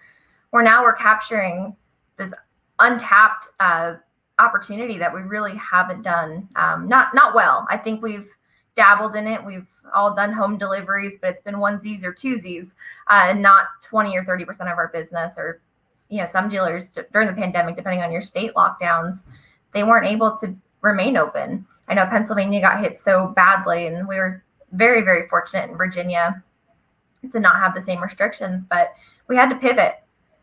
And with pivoting, I think it just brought so many opportunities that it's reshaping the way that we sell cars, and it's reshaping the way that people continue to buy cars as well. Mm-hmm. Great answer. So I'm listening for keywords, right? And two things. You have a power question going on, and that was, what if? You said, what if? And, right? So it just opens the door to possibility. That kind of thinking can always take you to the next level. There's a guy I know at Chick-fil-A fairly high up, and, when they go visit operators, because, you don't actually own a Chick-fil-A, right? You're an operator. I don't know if you guys know that or not, and our audience knows that, but it's very unique. That being said, he always asks the same question when he talks to an operator, and they're talking about this year's growth, which is what we're sitting here talking about around BDC. And he said, essentially, the way you grow your business annually is you grow it daily. So what are you doing today to grow your business today? What are you doing today? And that kind of resonates, Shauna, coming from what you just said. So thank you. Martha, I'm going to come to you next. So question for you in terms of strategy and process and what's changed for you and what's working. Can you kind of shed some light from the West Coast? We got some very restricted, a lot of restrictions over here. We were close, had to change everything actually around dealerships. And the processes, I think they had to be more streamlined. This was the time for dealerships to wake up and actually realize that they really have to have a good communication between all of the systems that they were using, as they were trying to make sure that customers were able to communicate more effectively with us. Well, we're talking about, making customers go online and try to do everything online. But if the process is there and the vendors that you're using weren't set up the proper way, then you will have a lot of failure. Same thing, when you were trying to have all of your reps answering those calls, I think there was a wake-up call when you realized that not everybody was ready for what was coming. Okay, so I think right now what we have to think is that we don't have to wait we will have to think, what if this happened, what if that happens, and be prepared. So providing that training is essential. Understanding, making the dealership understand that your BDC reps, okay, they have to be the ones that probably know more about everything else that is happening at the dealership, and they need to be stopped seeing just as someone that answered that call. I think that's one of the most important aspects of this pandemic. Okay, how important is their role? I used to tell my GM, the BDC is the lungs of the dealership. You breathe through the BDC. That was always my philosophy, and that's what I will also tell my reps. So being, understanding customer fears, having that, making that also your reps realized that you had to take a different position now, because we're not just talking about customers in their cars or they're trying to purchase a car, but also their fears about what's going to happen. I don't want to show up. I don't want to bring my vehicle in for service. Who's going to get inside my car? How is it going to get clean? Yep. And sometimes it could be a little bit frustrating because like, okay, here we go again. But the assurance, you have to change your tone of voice, your body, language when you're talking to all of them to provide that comfort and that feeling of that you're being empathetic about, and you have empathy about what they're feeling and what they're going through. Great stuff. Great stuff, Martha. So one of the things that jumps off the page at me with Martha's piece is pulse. She has a pulse, talks about lungs, time to wake up. Time to wake up from what? How do you know everybody's asleep? Because I know, I can see it. Would you all say that's pretty true, sitting in your catbird seat, that you can kind of go, there's an old book called The E-Myth by Michael Gerber, Gerber. Write it down. If you haven't read it, read it. He rewrote it in 2000 called The E-Myth Revisited. Great book, one of my favorite. Early in my career, read it later. It stands for the Entrepreneurial Myth. And it's the belief that most entrepreneurs fail because they get stuck in their business, doing 1,000 things. You guys can relate. But the thing is your advantage is when you learn to get on top of your business and stay on top, you can direct that ship, right? And so, Martha, your piece really resonates with me in that respect, in that it says, hey, our leaders, general managers, dealer principals, service directors, FODs, listen to these folks. Listen. They have the vitals. They know what's going on. Folks, yes or no, right? Yeah.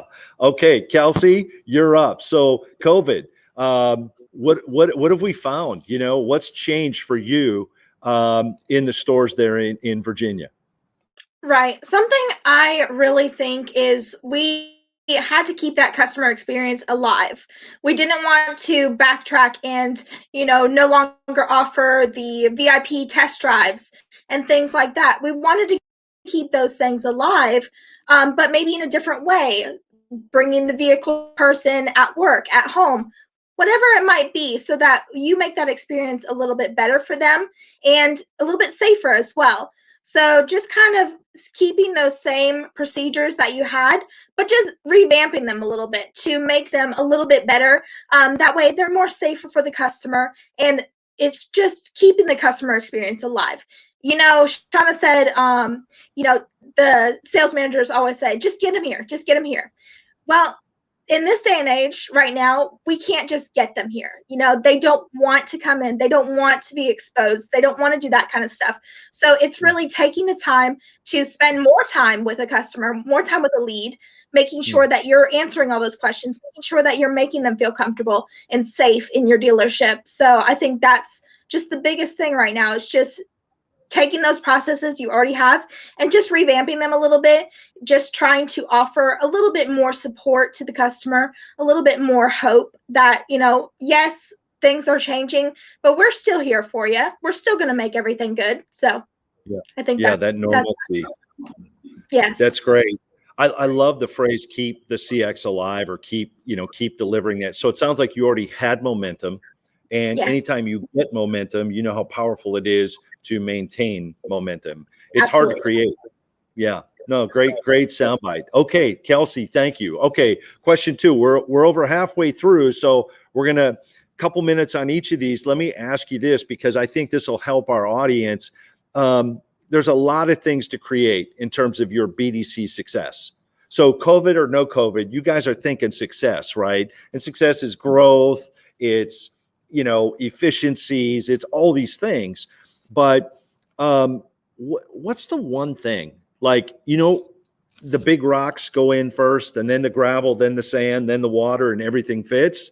But if you start with the sand, there's not room for anything. So the big rock, what do you start with? Shauna, I'm coming to you first. What do you got there? Give us some wisdom. Communication is so important. And it's communication between sales managers and salespeople and BDC and service managers and service advisors, and making sure that flow of communication never stops. And we saw the biggest growth on our end when, our department managers really got involved with the BDC. Every lead or every opportunity in service, it became it was in their face. It wasn't just, hey, we might get an internet lead, we might not. We've honed in. We found how important they really are. And I think a lot of us knew that already. But really during the pandemic, when you didn't have the foot traffic, it was how can we be more creative in order to maximize every opportunity that we have? And I think that it made us stronger. And that was one of the biggest takeaways we had, was just the communication. Yeah, it's so simple, and yet you didn't pause at all. Like you came rapid fire. So that's gut level type stuff. That's real. I just real quick because of time, but the medium, like, did you use Microsoft Teams? You use Dixie cups and strings? I mean, what, because of COVID, is there anything that you had to change to make communication just briefly so they get an idea? Sure. It was a mix between the Dixie cups and strings and carrier pigeons sometimes, but typically, we created a lot of group me messages. We've got text chains between, different departments, like BDC and sales managers, or maybe BDC and finance managers. Okay. So when they needed help, they could get it instantly. A lot of wisdom here. Thank you. Martha, can I come back to you? So in terms of, the one thing, the main rock that you focus on, what is it? Training. It's very important, especially right now. Your BDC reps, again, they have to know what's going on. They have to know what everybody does at the dealership. So they have a very understanding. They have to, like before, like we were talking about how management keep telling you, bring them in. Right now, more than ever, it's like your BDC needs to know about financing, about product, about what's going on with the recalls. Depending on where they work in sales or service. So training is so important. I have always tried to make sure that my BDC reps know way more than the sales floor. And the reason is because the sales floor has an advantage. It has the customer right there next to them already. Okay, they have more tools to retain that business. The BDC person doesn't have that.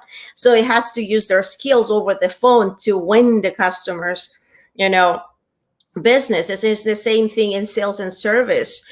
The level of information that you're going to provide, they have to believe that you know what you're talking about.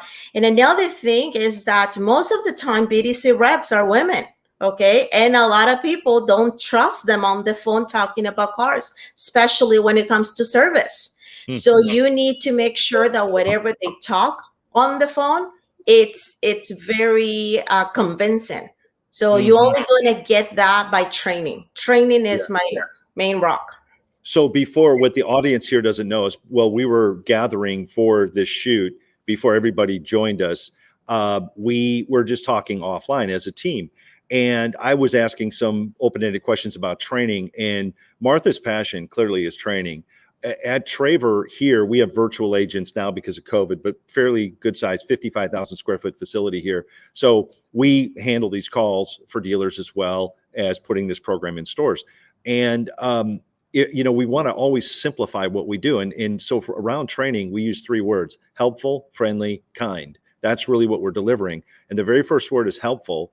And we always say, if you go out of here and you see an accident, there's somebody there with a broken leg and somebody bleeding to death unconscious, where do you start? You're probably going to start with the blood before the bone because you're prioritizing. You can't, but if you don't know that, you can't be helpful. Helpful is a concept that comes from training. You got to be able to diagnose. You got to be able to know your audience. So really, Mark Twain said, training is everything. I love that little poem, that little piece he has. You can never, it's not trained. It's not ED, it's ING. Right? And everybody here would resonate with that. So Martha, thank you. That's great. Kelsey. So that one thing for me is being available. Just having yourself be available for customers, for your managers, for whoever it might be, available in different text, email, whatever it might be, so that you're there to help the customer no matter what. Or, even help your sales team. There's times all the time where I jump in and, I help my sales managers. Hey, can you follow up with this customer? Hey, can you reach out to this customer? And just keeping yourself available for everyone in the dealership. I know that's hard. You're handling so many different things, and you're handling leads and phone calls and all kinds of things, but just keeping yourself available for everyone. So then that way you are being that helping hand in the dealership and just really being able to reach everyone. Yeah, great soundbite. A close cousin of communication per Shauna, but it's just that connectivity. I'm going to use the word engaged. Just engaged. I mean, just engaged isn't just one way. It's also like customer experience. It's perceiving, right? Hey, she looks down today. Hey, how's everything going? Sometimes it's just at that level, but I love that availability piece because you're gathering more intel. Great. Elizabeth, can we come to you on this one? If there's emphasis on one main thing there for service BDC at Scott Clark, what is it for you? For us, like everyone else said, it's communication. Customers are just looking for empathy. They're actually looking for compassion, and they want us to be understanding. They want us to be able to answer any questions, like reassure them. There's a lot of different things that we can do to help the customer, but really communication and reassurance and just being upfront about everything and just really just listening. Like a lot of time customers feel like we aren't listening, like they're not being heard. We want to let them know that we understand, we're here to listen, we're here to help.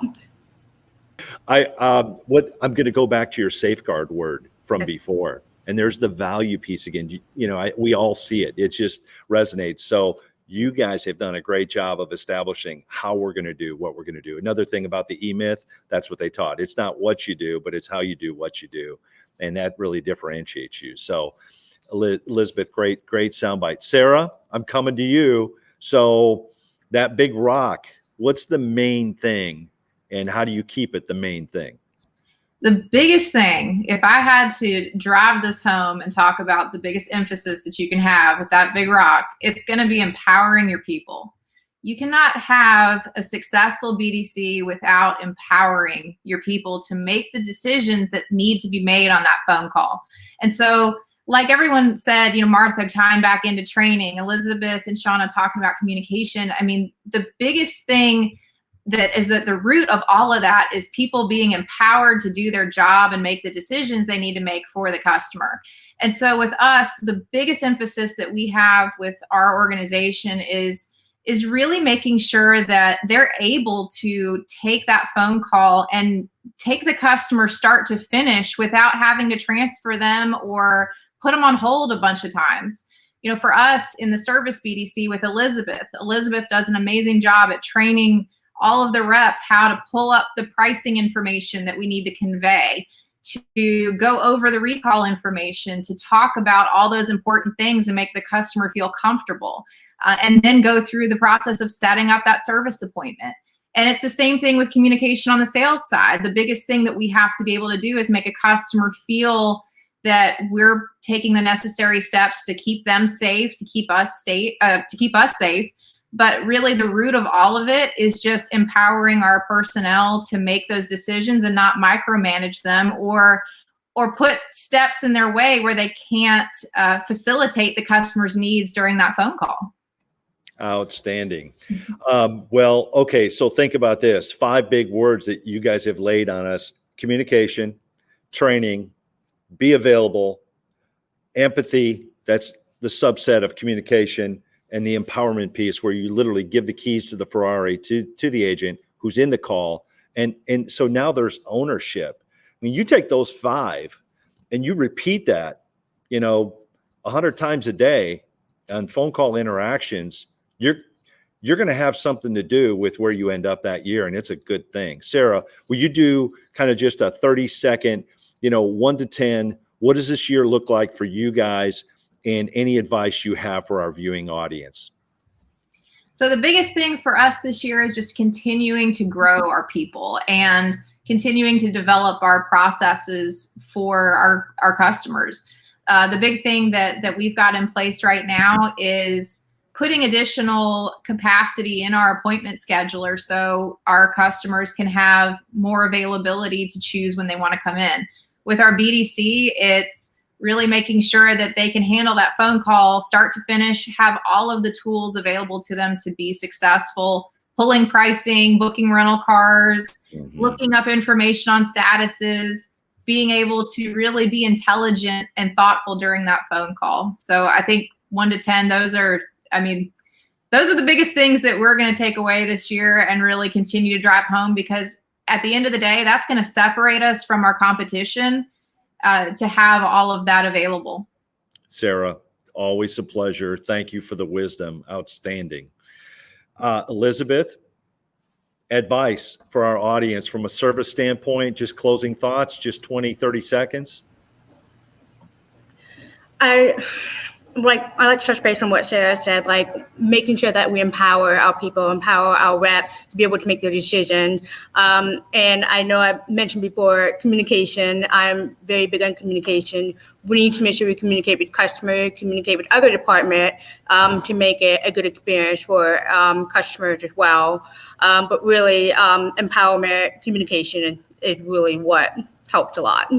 Awesome. Thank you for your contribution today. You made a difference. Great, great stuff coming from Scott Clark Auto Group, Sarah and Elizabeth. Kelsey, how about you? Advice as we go out for the audience, 20, 30 seconds. Just tell them what they should be thinking about.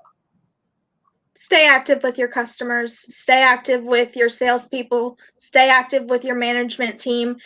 Just everyone continue to work together, continue to just power through this time that is uncertainty for sure, and just continue to be working as a team. I think that's the biggest thing. I'm ready to run through a wall. Thank you. Thank you for your contribution here. Excellent. Martha, give them 20, 30 seconds of advice. Are they wasting their time with BDC efforts, or are they on the right path? They're on the right path. They're on the right path. I think also my advice for this year for everybody in this business is that we have to take ownership of what we do, of what we believe in, what we work for. Okay, we can have the process empowerment, the communication, but if we don't feel that, we don't take the pride and the ownership on what we do, we're not going to get too far. But if we have the tools, then that's the next step. Take ownership. Thank you, Martha. Great viewpoints today. I know you made a big difference. We still have Shauna. Shauna, 20, 30 seconds. Are we wasting our time, or are we on track with this BDC thing? What's the outlook? Give them some advice. We're on track. We need to continue to evolve. We need to continue to make changes and not forget, because eventually this will be over. We don't know what that looks like for us yet, but we can't forget everything that we learned this past year. And we need to continue to make those changes and greet customers where they want to do business. And whether that's at our dealership or it's at their home or at their place of work, maybe it's at the Starbucks down the street, we need to continue to evolve. Thank you. So Ted, you know how when you get together with a group like this, you're going to learn something, and you're like, it's going to be 5 gallons of this. I have like 10 5-gallon pails here after listening to this group. Seriously, the closer you get to the fire, it's just exciting. The closer you get to the fire, you really understand what's going on. And this team right here, they're doing it every day. A lot of wisdom and hopefully encouragement as we go out to our viewing audience with this BDC panel. And John, I want to say a special thanks to both Shauna Corsali and Sarah Vantine for helping to put the panel together today. So awesome job, everybody. And Martha, who would have thought back when we were all out in Beverly Hills about a year and a half ago that we'd be doing these virtually today? And, you attended one of the very earliest events, and you've been with us out in Vegas. And thank you for being a big part of the event as well. We really appreciate you and all your contributions to the roundtable. And I want to also welcome Elizabeth and Kelsey. Great contributions, and we welcome you back. We want to have you back at future roundtables. So thank you so much. Invaluable advice. And of course, John Traver at Traver Connect. John, great job as always, and you brought out the best in BDC. So my hat's off to you. Great work. Keep it up. Our pleasure as well. Thank you. And team, thank you for your contributions today. Well, what a great panel. Thanks, everyone. And Ted, coming up next, a visit with Len Belavia and how all of you can help in our efforts to defeat cancer. It's Dealers versus Cancer next.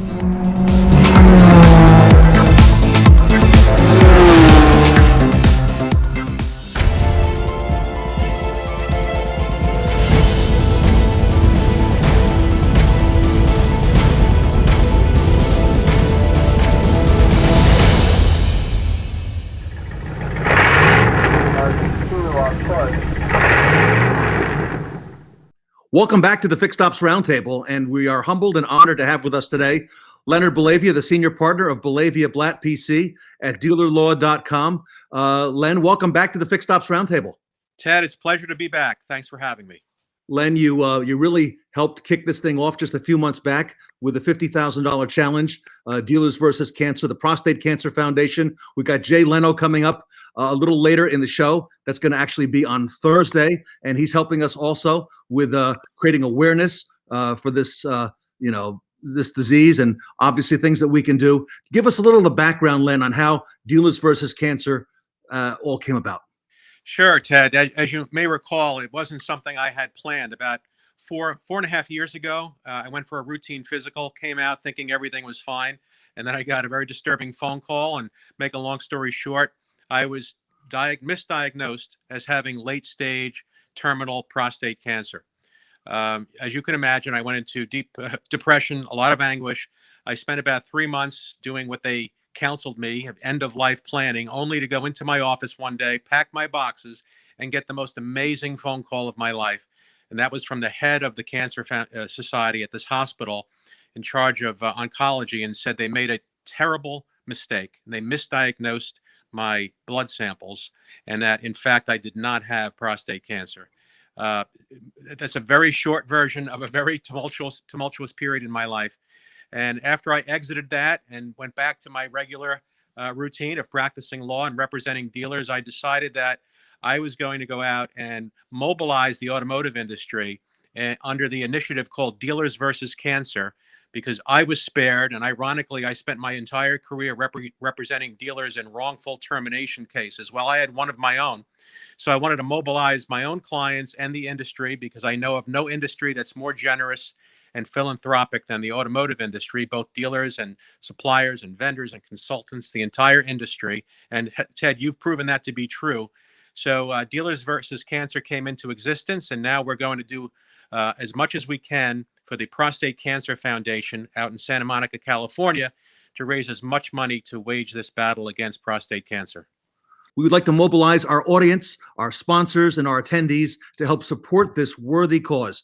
Dealers versus Cancer. We're creating not just awareness, but we're raising some money. This is our $50,000 challenge. It's going to culminate with Jay Leno here at the event, who's taken up the effort as well. So everybody, if you would be as generous as possible. We've already got a number of donations that have started coming in, and we'll go ahead and call those out over the next couple of days as they continue to. We thank you all for your generosity. Again, Dealers versus Cancer, be as generous as you possibly can.